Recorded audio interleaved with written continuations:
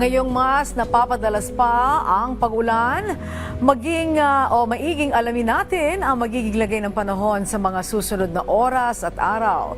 Ihahatid sa atin yan ni Pag-asa Weather Specialist Veronica Torres. Magandang tanghali sa inyo at pati na rin sa ating mga pagsubaybay sa PTV4. Ngayong araw, asahan natin na magiging maulan sa Batanes, Cagayan at Apayao dahil yan sa northeast monsoon.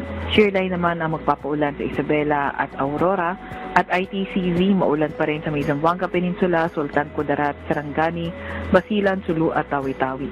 Mas magandang panahon sa Metro Manila at nalalabing bahagi ng bansa kung saan may chance lamang tayo ng mga localized thunderstorm. So itong mga thunderstorm na to, usually pwedeng maging maulan tuwing hapon o gabi.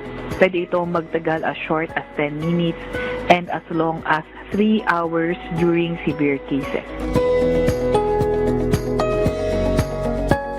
Sa kasalukuyan naman para sa lagay na ating karagatan, wala pa rin naman tayong nakataas na gale warning sa kahit anong dagat baybayin ng ating bansa. Pero ingat pa rin sa papalaot sa Northern Luzon dahil magiging katamtaman hanggang sa maalon ang karagatan. Wala naman tayong namomonitor na low pressure area or bagyo sa loob or malapit sa ating Philippine Area of Responsibility. At ito ang ating top 10 minimum temperature. Ito naman ang update sa ating mga dam.